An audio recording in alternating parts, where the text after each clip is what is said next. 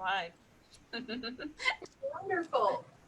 Good afternoon and welcome everyone to Silent Mystics Finding Your Voice, where each and every week we talk about the magical, the mystical, and sometimes the downright unexplainable. I am one of your co hosts, Gerald Ann, and I am now going to throw this party over to my co host, Diana, to introduce our very, very special guest who I just absolutely adore. And I'm so happy that she decided to come on with us. So, Diana, take this party to the next level. Woo woo! I'm always sitting here going, what am I gonna do? What am I gonna do for our party? Can we sing or dance? But I think we'll just announce you, Carol. I had the pleasure of having Carol Ann on Thursday night on Forever After That, and many of you watched it. It was a really special show. We're gonna continue on, maybe do things a little bit differently today with Gerald Ann. Maybe we won't go quite so sad tonight. But this person is very, very special and dear to my heart, kind of on a very similar path as myself and Steve. And so we share a lot of the same stories and we're doing a lot of growth together. So I'm very, very happy to welcome Carol Ann Allen, Carol Ann Allen to our show. Nice to see you. Well, thank you very much. I'm glad to be here. So you have now, the other day when we were talking, you and I know each other pretty well because we have now that we've had a lot of time to really get to know each other. I remember when you first said that, our lives are very similar. And I was like, let me check into that. And it's true. And so where we're going today is going to go before we want to go to what are your earliest experiences? Because obviously when we're gifted, we're always gifted. We don't always realize when that, at first we're like, we don't really know what that is. Sometimes as small children, we're wide awake, and sometimes it takes a little longer for us to figure ourselves out. So take us back to kind of when you first started to feel as if your first mystical experiences. How does that sound? I guess it was probably, I'd say teenager for sure, that I was aware. I mean, I had always felt spirit. Sometimes I would see orbs, and sometimes an occasional ghost or apparition, however you want to call it. Didn't really see them until later, I guess, like teenage years. And that continued for a long while. And as a teenager, my friends and I, we had a Ouija board, so we would use that. And that was actually interesting. I know a lot of people have bad experiences with them. We were fortunate. We never did. But it was surprisingly accurate, the things that we would ask. The answers were surprisingly true. Then one time we did have an experience, and I was like, I don't think I like this anymore. And we did stop using it. And it sat around in the house for years, and I think my mom finally got rid of it. Yeah. And so that was kind of funny. And then I guess after that, I started using tarot cards. And I actually did pretty well with them. I got pretty well, reading cards for friends and everything. And again, that was fairly accurate. And for me, that was kind of hard to learn. I'm kind of dyslexic. So remembering all the meanings of the cards and everything, that was hard. But my friends, we'd have pajama parties and stuff, and we'd get together and we'd read cards and see how our lives were going to turn out, that kind of thing. That's right. I don't know. That's when I guess first started noticing that I had, I guess, a connection. And then later in life, I guess it's always been there. I could definitely, I would get messages that I could hear. I guess that's clairaudience. Yes. So I could hear messages, and then I was like, where is that coming from? And I didn't really know if it was just me making it up but I could hear it, and sometimes I would listen to it and sometimes I wouldn't.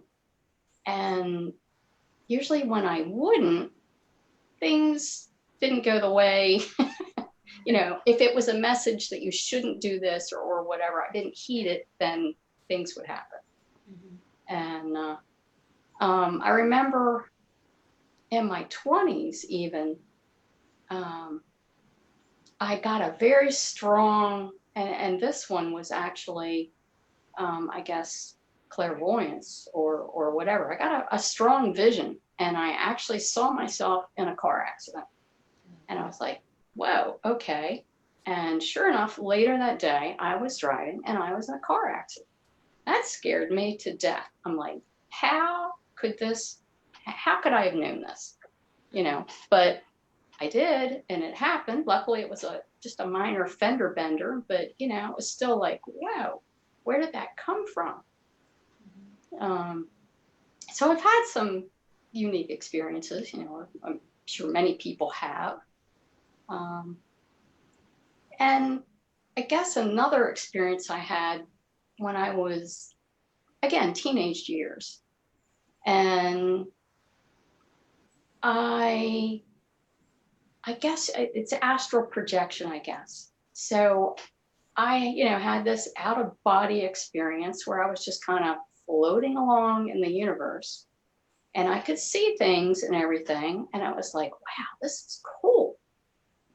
And then I could look back and I was like, what happens if I get stuck out here? And I got terrified of it. Managed to get back into my body or whatever, or however that experience is considered. And I was just like, whoa, I don't ever want to do that again, And kind of that was where I kind of just really shut things down. I was like, I don't want to know things. I don't want to see these things. I just don't want to. And I did for many years, even though, I would get messages at times. I was like, no, I don't want to know it. I don't want to know it. And just kind of shut it all off. Right? Don't want to see it. I don't want to hear it. I don't want to know it. I just didn't. And I know my grandmother had that gift, and she didn't talk about it too much, but I knew that she did have it.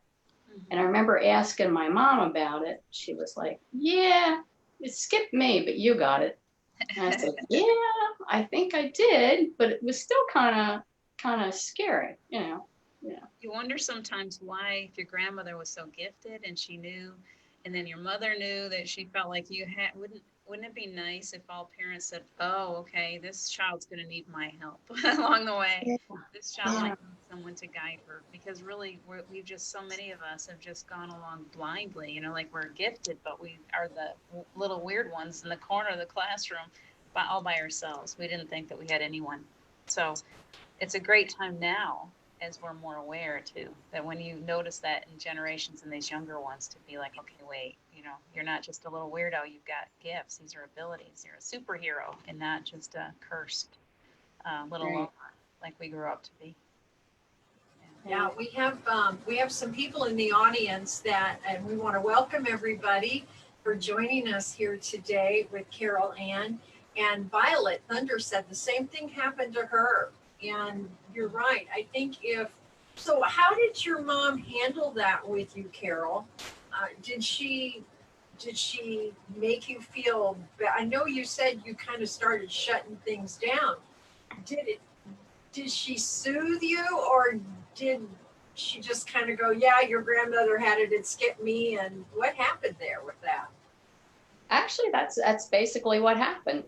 She didn't really go into it, and by the time I was really experiencing it, like at teenage years, my grandmother was fairly ill, and so it really wasn't talked about. I talked about it. She knew, but she didn't really know how to help me or whatever, and like she said, she said it skipped her. I'm not positive about that. I think that she may have had the same experience and shut it down like I did. But I'm not sure. Can't ask her now. Well, I could, but Good. but but no, I mean, she didn't tell me it was anything. She didn't shame me or make it seem like it was something terrible and you need to shut it off or whatever.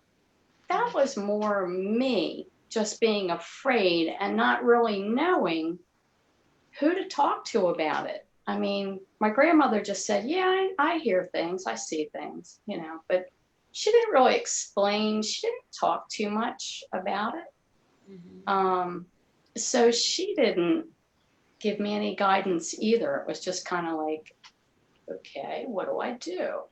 And I chose just to like, no, I don't want this. And so I just kind of closed everything back down. Mhm. Thank goodness for the internet.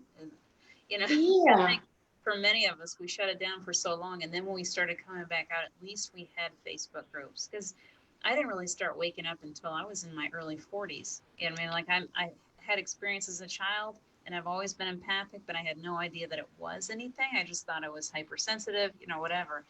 I didn't really learn anything. I didn't really get that wake up call until I was in my early 40s, probably around 42, 41, 42. And thank goodness at that point, I went to the library and found some books, and then I went on and found some support groups on Facebook was in its early stages. And so Facebook was there. And so I had somebody to turn to and say, okay, wait. And that was a big wake up call for me to go, oh, I've been a loner my whole life. I thought I was so different. And there's other people like me in the world. I remember that sense of relief, like, oh, okay, I'm not crazy after all. There's other people like me. And thank goodness. And nowadays, now it's like, okay, now we're just finding our family. Now it's like we're not even just finding people like us. We're just flat out finding soul family. It's an incredible time right now. Yeah, Well, and it's funny because I remember standing in a bookstore about, I don't know, 2 or 3 years ago, and I was just going down through the books in Barnes and Nobles, and I came across this book and it said Light Worker, and I'm like, and I was like, I picked it up, and I was like, this sounds like me, but how do I know this is me? And I was like, nah, it's not you. And I kept browsing. I came back. I'm like, just get the book and read it. You're drawn to it, get it. Yeah, well, that was it. I was like, okay, if I'm drawn to it, there's a reason, you Mhm. know. But I still didn't really understand, what was a light worker, whether, and I still, even about, I'd say a year ago, was like, what is a light worker? Am I a light worker? I don't know. I know I kind of have these gifts or skills or, whatever you want to call it. Right. But, and I still was not really willing to open back up to that. Yeah. Yeah, it's kind of scary, isn't it? Because I had been in a friend's house, and I didn't know she had a ghost in her house. What you So I did. had spent the night, and I think I was upstairs in one of her children's room, and I came down the next morning and I said, "Is there a ghost here?" And she goes, "Oh yeah, did you meet him?" I'm like, "Yeah," and it was neat because he was just standing right at the edge of the bed, and I was Yes. like, "Yeah, okay." I've had that happen before. Before I knew what I was, I would be like, I'd wake up and I'd be like, they're standing there right over the top of me. I could smell this one in this one house that we had when I was still with my ex. He had this real, like,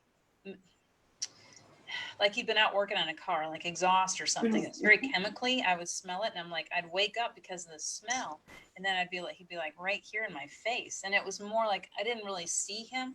The kids even experienced this one too. It was I would feel him sit on the end of my bed. Sometimes I'd look down and even see the mark, and then as things got more heated with my ex, of course, there's more and more emotion in the house, and it's drawing them. And I've got these kids that are mediums too, so they're drawing them too. And so my son would say, "Mom, I saw a dark shadow going down the hallway right into your room." And I'm like, "Whoa, what's going on?" Or they would see things would fly off the shelf in the basement, or like there was more and more things going on in that house. It was just crazy because we didn't know. I didn't know that I was a medium at all. I didn't know I thought it was just all crazy stuff. I was like, what? Like I'm going through a lot of emotion and trauma. It must be coming from that, but it's not. It's like it really is. Like we said earlier, it's a gift. We just don't know we've got it until we know we've got it. And then we're like, what is that? And it's nice when you can find some friends that you can actually share that with. So then you can learn how to use it and be safe with it and not be like you said at the beginning, Ouija board opening up portals in your house. Right. Who knows what? And my friend had an Ouija board when I was growing up, and she would use it all the time until the one day that it told her to kill her parents. And that was the moment that that board went away. It was like, that's enough playing with that. People need to understand that this stuff, that's why we do these kinds of shows, is this is real. You're not crazy. It's real. And there really are some energies that you want to be really kind of careful and be respectful and learn and hone your skills and find someone that can help you with it, because there are things that we're drawn to that might not be healthy for us, that might pull us into a place where we're really messing with something that's more than we should be getting involved with. So that's why I've got goosebumps on my goosebumps. You guys talk for a minute. That whole story thing that got me going. You know, I think a lot of people that are out in the audience that are much like Carol, who were younger and starting to experience that, even though it happened within their family generationally, there was a lot of fear back then. There was so much fear of how people would receive you, or what people would think of you, or think, I love the cat on your shoulders behind you. It looks so She cute. sensed me. She knew I needed her. She came to ground my energy. So she Yeah. does. I love it. I love it. But yeah, it's I think that's not an uncommon story. So then I think even by its very the very fact that they don't talk about it much, that then you don't feel safe in doing anything. Did you find that at all, Carol Ann? Yeah, I did, because not having anybody to talk to, and just like what Diane said, I was worried that I would draw something to me that I didn't know how to handle or understand. I as a teenager, I would read books on witchcraft, and I was into astrology, which I still love, and numerology I found later. But it was like, well, what am I really bringing to myself? I don't know what I'm bringing to myself. Am I bringing something into the house that could be harmful or whatever? And I think that's one of the reasons that I did try to like shut everything down, because I was like, I don't know how to control this, Right. and I didn't want to bring something into our house or whatever that then, well, how are we going to get rid of it? Well, you bring up a really, really good point. How do people that are just starting to have these experiences, how do you protect yourself from them? I know we got a lot of people out in the audience, like Jason Adkins is here.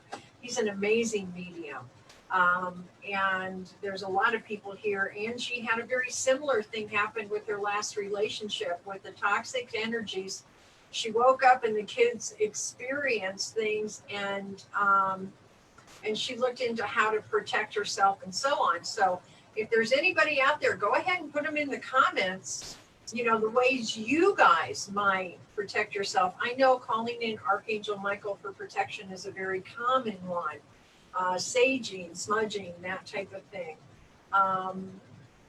And so Diana and Carol Ann, both of you, what is it that you do in particular? I know I always bring in Archangel Michael.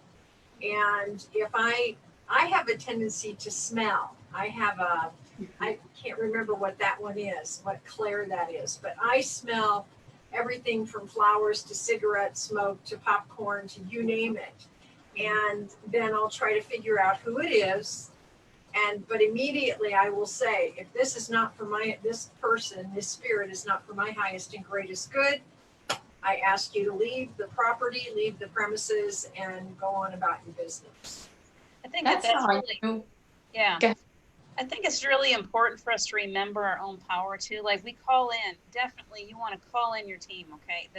You're taking control here, because oftentimes we've thought that we get scared, and when we fall into fear mode, we're attracting what we're putting out. And so they feed off of those more negative energies are going to feed off of those lower vibrational energies. And when you raise your vibration up higher, those lower ones, you're like not even on their radar. They can't mess with you because you're way up here and they're way down there.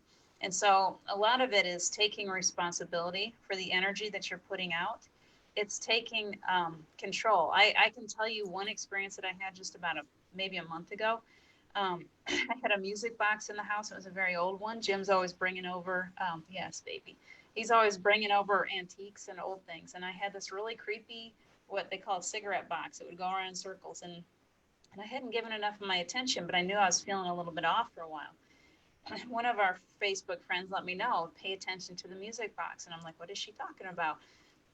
I looked over at it one night and I'm like, my gosh, that's the music box. So I brought it over and when I tipped it upside down, it released something. It was like when it was right side up, it was fine. As soon as I looked underneath it to see what was on the other side of that, all of a sudden it was like, whoa, hello. And I'm walking through the house and I can feel like somebody's at my back, like just like trying to get a hold of me. And I'm like, no, you may stay where you are. I will come back to you in a few minutes. I'll be right back. And I went and I got my sage and I pulled myself together. I came back into the room. The energy was still there. I felt her. It was a female. I could feel that she had died from some kind of injury to her neck because it felt like something sharp was going through my neck. I knew enough about her. When I used to deal with this kind of energy, it would scare me. I would just be afraid. And now it's like, nope, I'm taking control. So I called in, I got out my sage, I called in my team, I called in, which is the same as everyone else's, Archangel Michael for sure. And I started talking to her but I took control of the situation. That's what I'm trying to say is like, don't be like Ghostbusters where you scream and run the other direction. Be like, okay, no, you cannot. You have to tell them. They don't know. They really, aren't aware of the fact that they're in your space, and they do get in your space. It happens often. I had it happen out at the Opal Cabin about a month ago. All of a sudden, it was like, no, you can't come home with me. I'm not taking any strays. Like, you're not going to attach to me. I can help you. And I do feel like we have a responsibility to help them to cross over.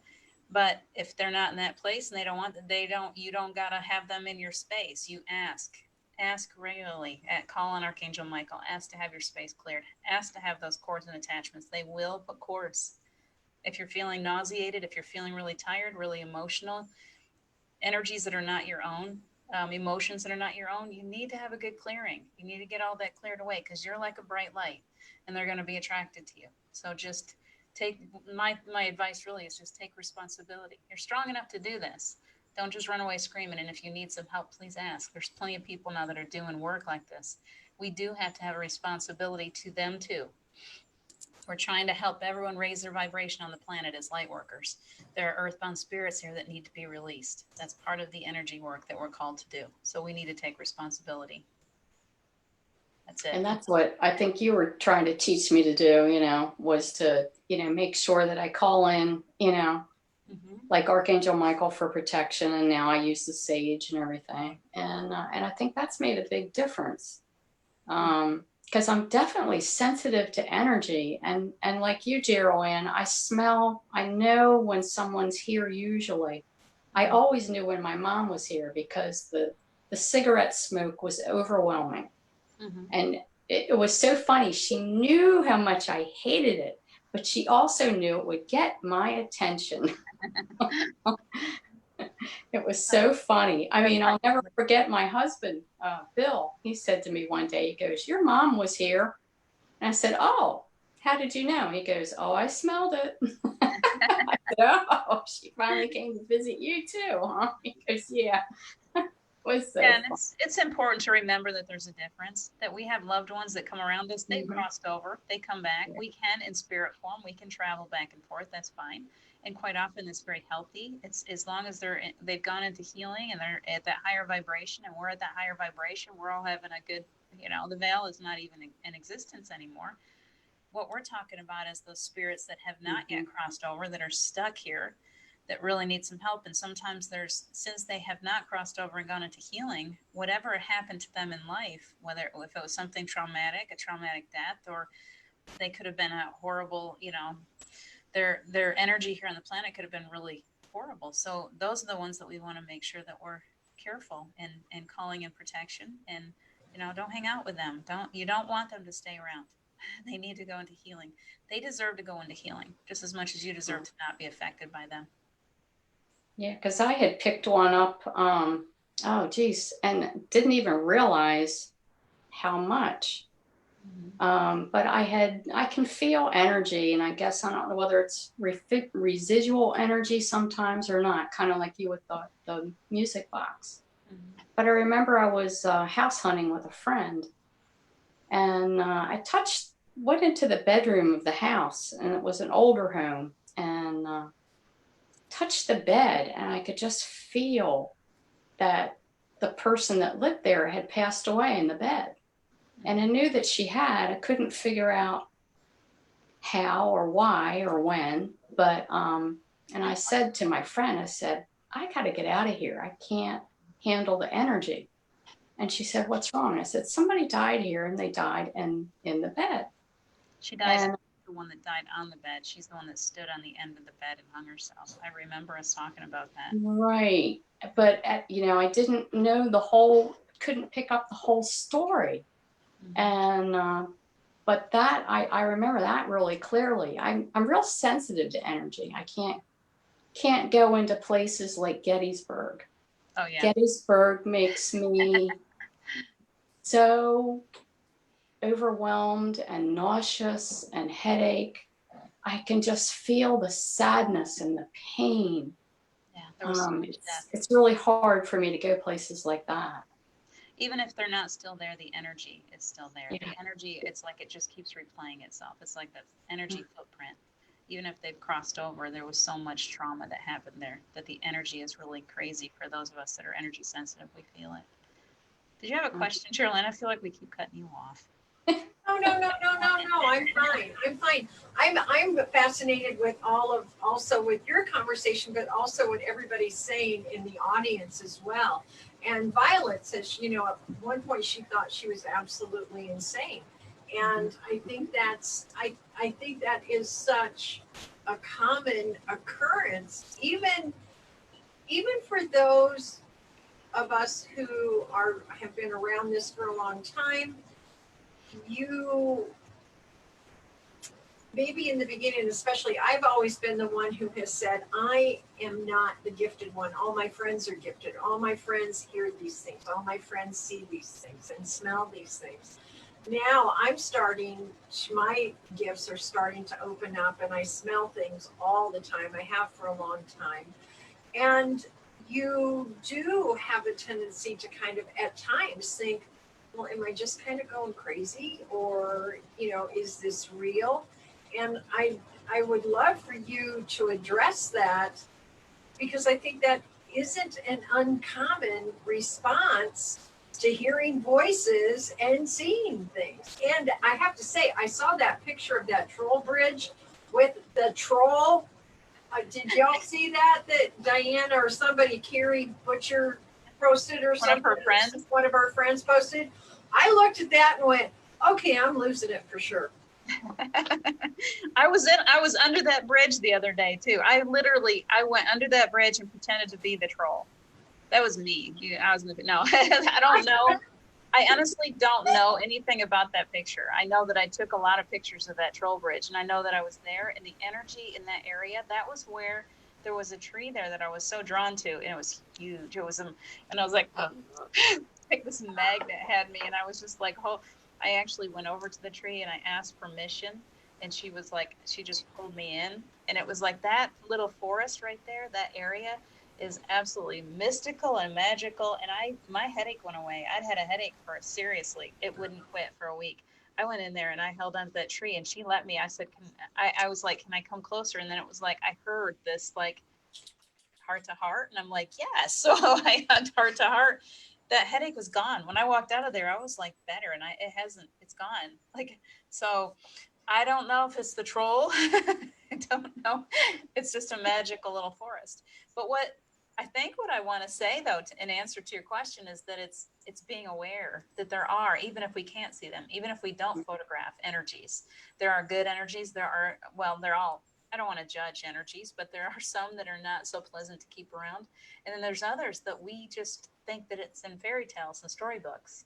And But how many of us go through the forest when the light touches through the trees and it gets all the way to the ground? I always pay attention because to me, those places where that light touches the ground, that's where there's magic. And so I'm always like, oh, wait, stop, take a picture of that. I wish I could get a picture of the trolls and the fairies because it's my dream. But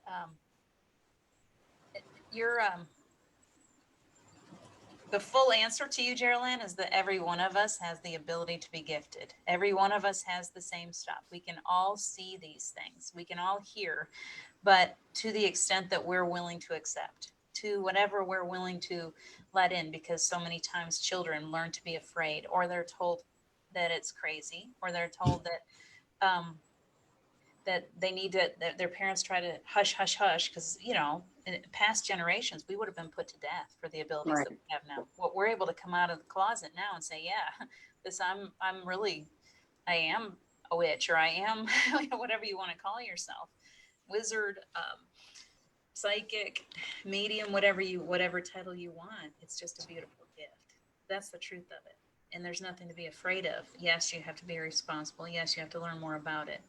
But there's plenty of us out there. There's plenty of teachers that want to show you. And the less you have fear of it, the easier it comes in. It's letting down the walls. We're so afraid we're going to see some horrible thing come out of the walls and climb up over the ceiling at us or whatever, like all the scary movies. All I've ever experienced is, as far as earthbounds, are ones that want a little help to get back home again. That's all. So you don't have to be afraid of it. Well, I'll tell you, Belinda had the experience that she was diagnosed bipolar and put on some heavy medications because at the time that happened, there were very few people who were really awakened and comfortable enough to talk about it.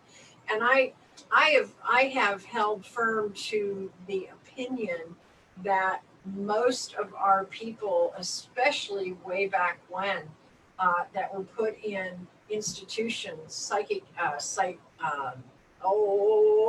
you know what I mean? Psychiatric wards? Psychiatric wards. Thank you very much. I could not think of all I could think of was psychic.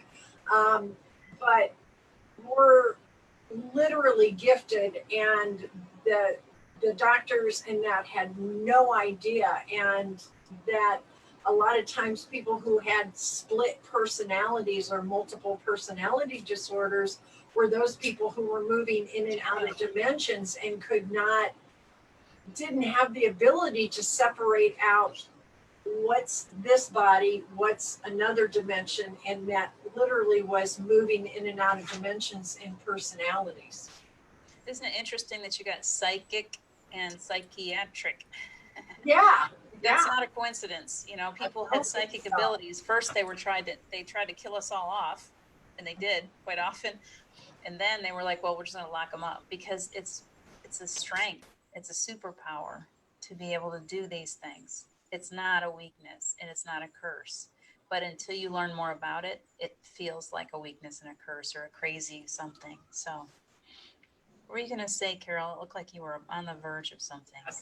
No, not really. It's when we were talking about the, I don't even remember I have such a terrible memory.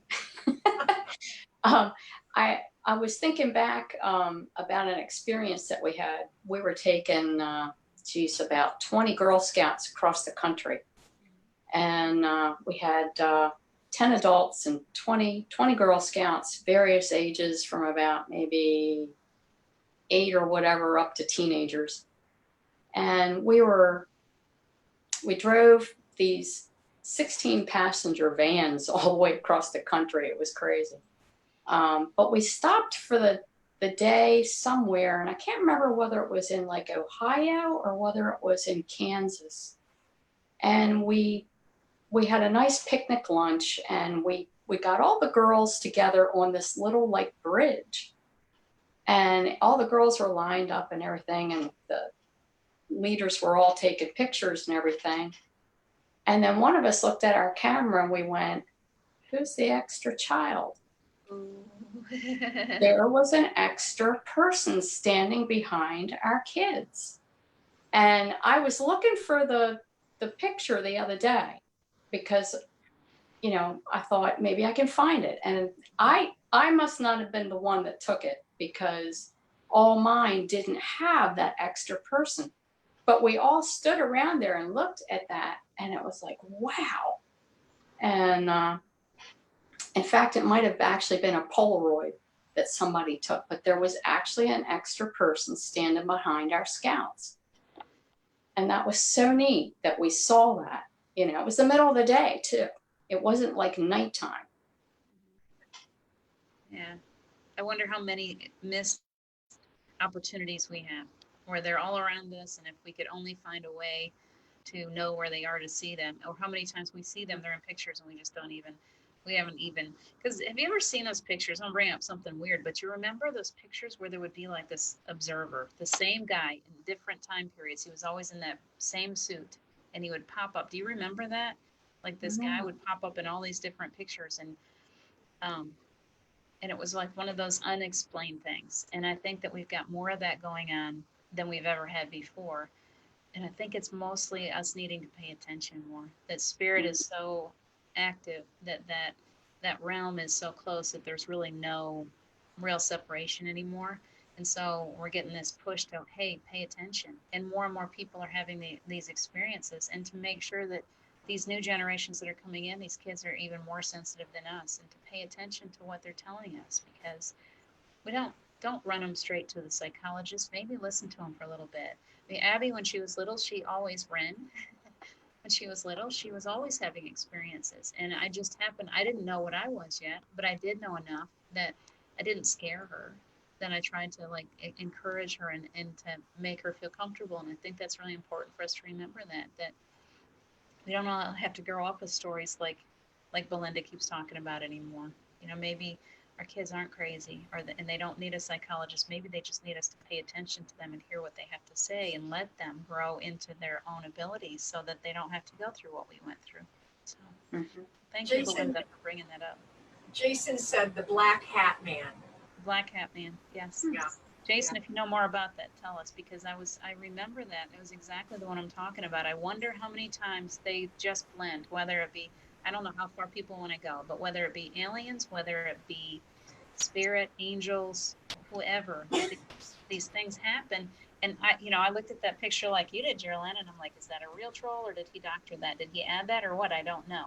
And I just want to go to, at first, the first thing is, well, I think that was doctored. And the second thing is, but wouldn't it be cool if it wasn't? Like, what if? Like, I felt presence there when I was there. He looked kind of cool. Like, why can't we believe in magic? Why can't we allow it? Yeah, and I think I think it is magical, it is mystical, and it's very real. Mm-hmm. We just don't remember the times when we were used to being in that reality. It I always look at it this way. If we're there are many other dimensions. There are lots of dimensions. Even science has proven that out.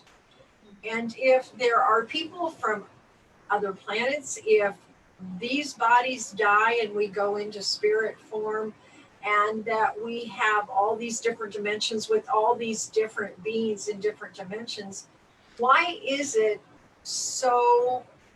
such a leap for us to even believe that there are fairies, there are trolls, there are gnomes, there are all of those elementals, if you will, in other dimensions? It's that,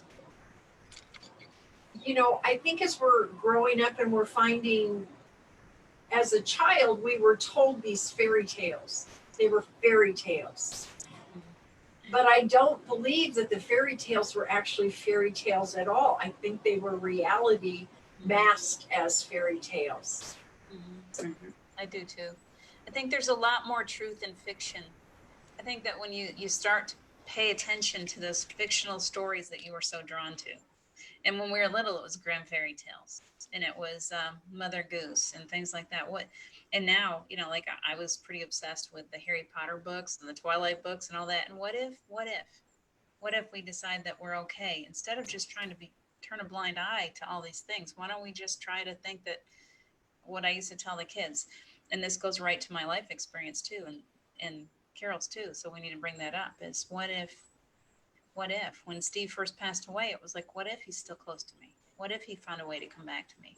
What if? I used to spend a lot of hours trying to figure out how he could literally come back to me. Like, wait, okay, on the other side, this is where my brain Yeah. goes. Here we go.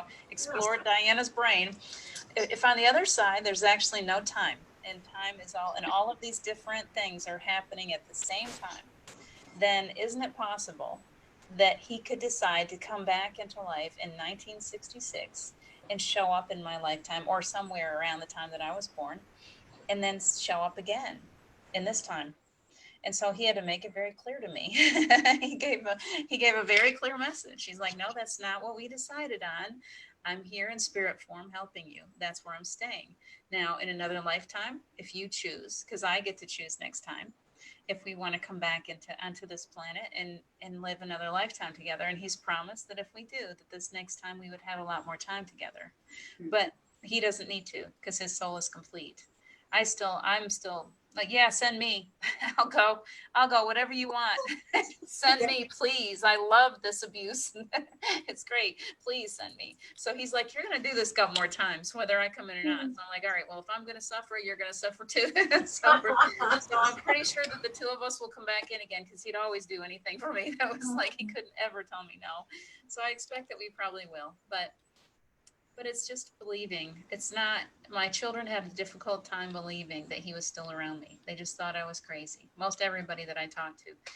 It does me good to spend time with people like Carol, where I see, yeah, she's got the same thing going on. So, and there's more and more and more. So, you're not crazy. This is real. You can really feel them. You can really sense them. You can hear them. You can speak to them. They're still close. So. Yeah, I think that's what was so amazing to me was, after we started talking and everything, and I was like, but, I felt like he was still here, but I didn't know how to communicate with him, and I wasn't sure, well, how. Mm-hmm. And then I just started seeing the signs that he really was still around me. I would, and now I guess I'd say within the last 6 weeks or so, it's been very clear. I can definitely tell when his energy is here and with me. Mm-hmm. I mean, it's just like, oh, hi, and it's just so warm, and I know it's him. Yeah. I know it's him. Yeah. It's So neat. You've had a lot of those experiences. You just went through an anniversary again. I have my sincere condolences, but of his death. And you did some things to acknowledge that and honor that. And in response, you had some very beautiful things happen that you posted about. Would you like to share some of that with us? Yeah, I guess it was last weekend actually. I had gone down. A friend of mine was having a gathering, and I went down for that. And it was very close to a river that my husband and I both really liked. And I hadn't released any of his ashes anywhere, even though he he was kind of specific. He was like, "Okay, this is what I want. I want you to put my ashes in the Chesapeake Bay. Find a way to get it in the Atlantic Ocean." And he had a list, a laundry list of places he would like to be. And so one of them was down by their home. And so sure enough, I went down to the river and I found a dock, and it was nice and quiet. And I, took some of his ashes and released them in the water. And as soon as I did that, I was sitting on the dock. This butterfly literally came up to my hand, this orange and white butterfly. And I was like, oh, okay, you're here. And then I felt his energy, and I knew he was there.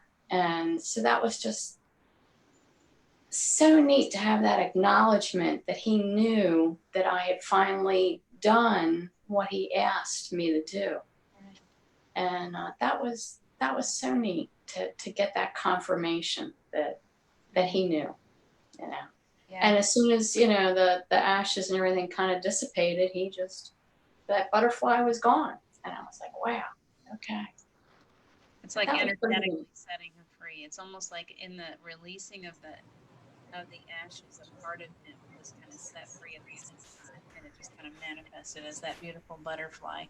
That's what Yeah. it feels like. But you just said something that kind of caught me. It's like you sometimes you pay attention, you're like, oh, he's around, and it's kind of a passive thing, like all of a sudden well, in that instant you actually kind of invited him in. You saw that butterfly and you're like, oh, you know I sense you. That's what people don't understand. They're going to give us space as much as possible. Usually there's a respect thing there. They're not necessarily, they're there. They love it when we create space for them. They love it when we notice that they're close, and they are respectful of the fact that we are still in physical form and that we still have a life to live. And so they will often, step aside. I remember when he and I, when it was early, I would feel it. I'd feel the difference. It's like he was always around me. And then all of a sudden my grief would just slam me again. And I'm like, where did you go? Like, Mhm. please don't go away from me like that. And after a while, you get to a place where it would be like, okay, I don't feel him around me so much right now. He's kind of doing his own thing, and that's okay. It's all right. But the second I would say, okay, I need you, it was like the bat signal went up again, and he would be right back. It's us creating space for them. I mean, like Steve said, we're not taking them away from anything. People think, oh, well, they're not going to be able to grow.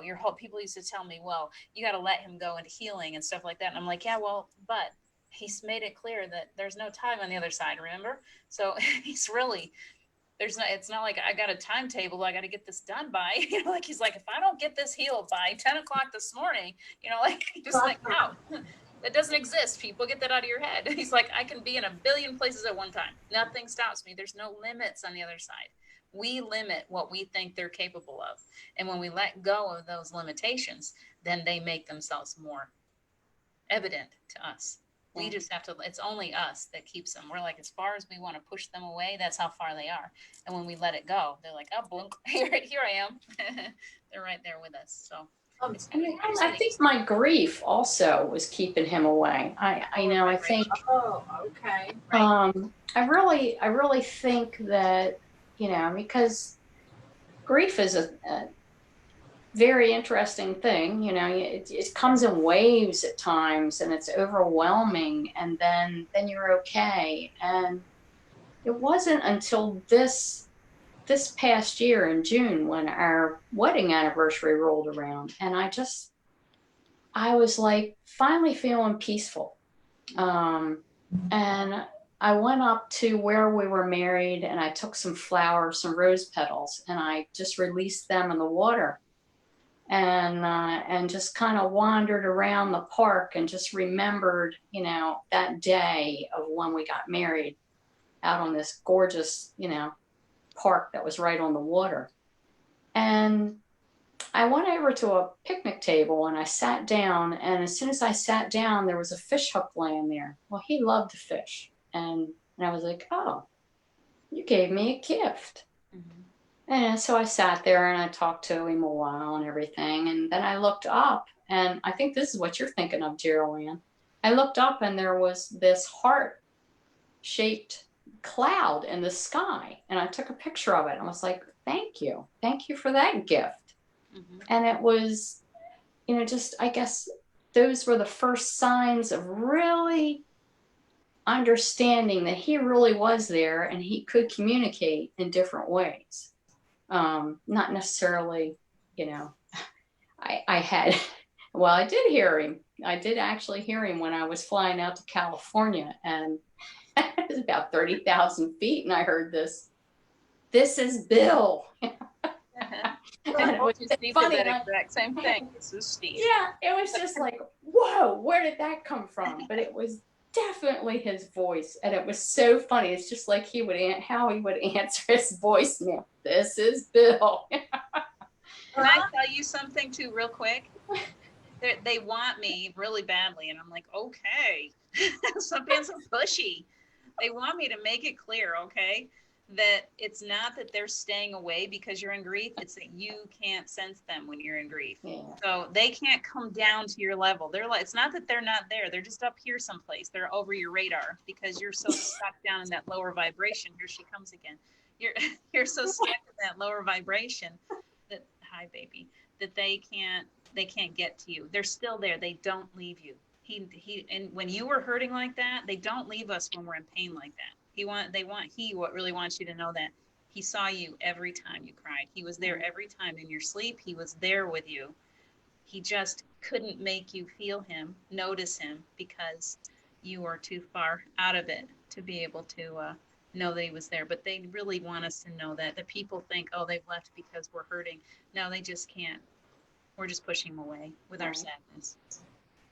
Yeah, and I think maybe it wasn't until I really kind of released some of that and said, okay, you're not here, but I still love you. And I know you're at some form, you're still here, and that's when I started getting most of the messages and signs from him. Yeah, we got to let go of that expectation. They're going to come to us the way that they can. In any way, they'll show signs and stuff, but oftentimes we expect that we're going to be able to hear them laugh, or hear their voice, or they're going to be able to talk to us or something. I was desperate to find that. It's not like that. They come to us the way that they can. And sometimes it takes work on their part. The more they work at it, the better they get at it. So it does take time. So the reason, like at 2 years, of course, all of a sudden you're like, oh, there you are. Because he's getting good at showing you now. He's like, oh, yeah. Once we open up that pathway and we start to notice them, they start getting stronger. That's what you'll notice. And they get better at it. I know, because you know what you like now. He's like, oh, okay, she noticed that. Now I can do this. You know how guys work. Like, oh, I got her a rose. She likes the roses. Next time I'm going to get a dozen roses, that kind of thing. He's still a guy. Very sweet. Yeah, now I can definitely feel his energy when it comes in, and it's like, oh, you're here. It's so neat. Yeah, it's a gift. We did have another interesting question, which I'd love and I wanted to say, I can't remember, Violet, she asked if we could talk more about elementals, but before we do that, if we're running out of time, an interesting, Callie's asked, let's see, hold on. Okay, Diana, how does your current husband, and you can correct that, deal with your continued life with Steve? You're blessed. And I think I would really like you to address that, because at some point, even Carol Ann, you may have to deal with this scenario. May not, but just how does Jim? And I've met Jim, so I just love him to pieces. He's like my brother. He's been my brother before. So he is he's a very good, I believe that Steve just simply brought him to me because I was in a relationship before Jim, with someone who wasn't as accepting, who, thought maybe he was, but he really wasn't. He was actually jealous of Steve and that continued relationship. So I kind of had to choose at that point. Am I going to continue this relationship with Steve and feel, because it's not like he's still my husband. Like, that's the thing that we need to understand. When we get back to the other side, I think this is the key to her question. When we cross back over to the other side, we're all souls and we all have love for each other. And there's definitely a soul connection between Steve and I that's very, very strong. But he's come through. I've been his daughter before. I've been his son before. I've been, we've had all these different, we choose what we want to be every time we come in here. So while we have this very strong soul connection, for a while, he was just my Steve. And then as we evolved, he became source. He became a part of all of it. And so when I sense him come to me now, even though he still has there's a part of him that still has that crazy, childlike 13-year-old sense of humor, he is at a whole different level. He's full of wisdom and he is above that. It's not like he still clings to me like I'm his wife. He wanted me to move forward in life. So Jim is just one of these rare souls that can see past that jealousy. He doesn't have any jealousy between me and no, he's like, Steve was very much a part of your life and still is, and I don't compete with that. He's the one that planted the tree in the front yard for Steve. He's the one that had the idea for creating a memorial. He doesn't get jealous of him. There's nothing to be jealous. I'm in this relationship. I'm still in human form. I don't create an energy where he needs to feel like he's jealous at all of Steve, because Steve is at a different place. Steve and I are spiritually connected, but my physical partner is Jim at this point in my life.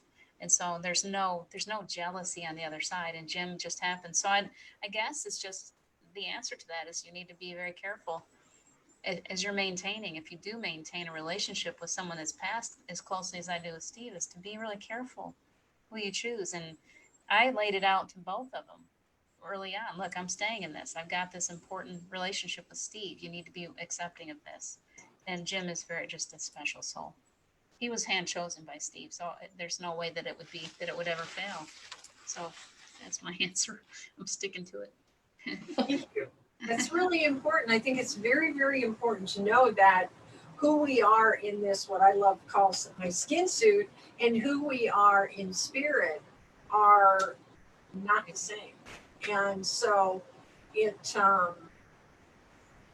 just real important for people to realize. It's like people that have been raised in organized religion that say, okay, I was married, my spouse died, I can't remarry because boy, when we get on the other side, oh my gosh, what's going to happen is, I can't betray my spouse that passed away by being with someone else. And I think that's a really valid issue for some people.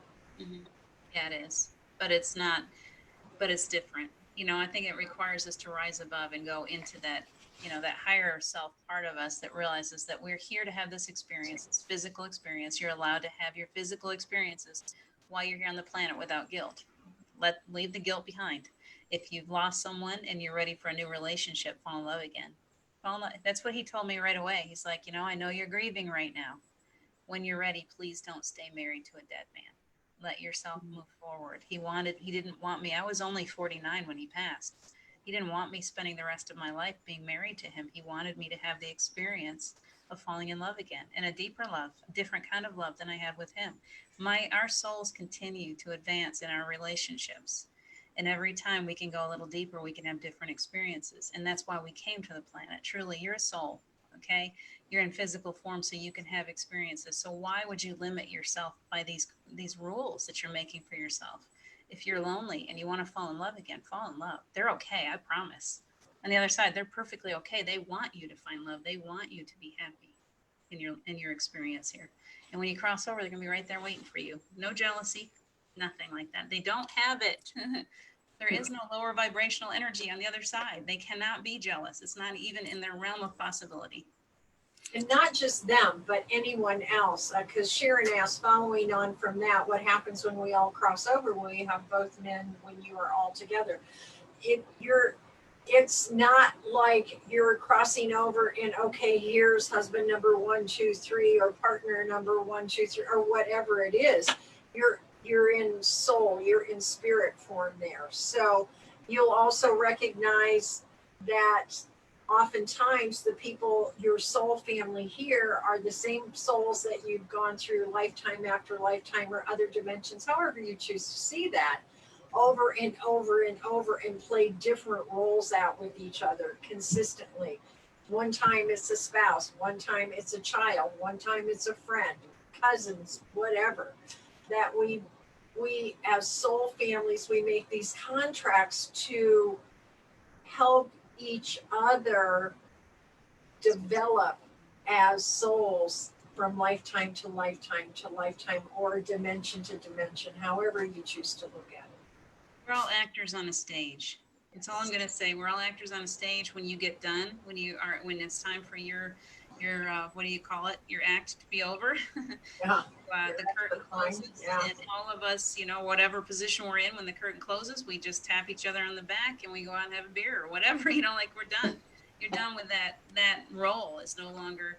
So at a soul level, there is no physical attachment like that like there is here in physical on a planet. There's no more. You don't have that physicality or those limitations anymore. Because really it's a limitation. The idea that we have to only be with one person and we have to follow all these rules, those are limitations that we've created as humanity has evolved. But that never was a part of us before we came here. That's just what we've created. Does that make sense? Yeah. And Violet, we will, on another show, we will have someone on and we'll talk more about elementals and all of that good stuff. We'll talk about that. I've got that girl in class tomorrow. We'll be talking. I will make sure that we have that conversation tomorrow. Yes. You can ask as many questions as you like, okay? I'll be all ears. Absolutely.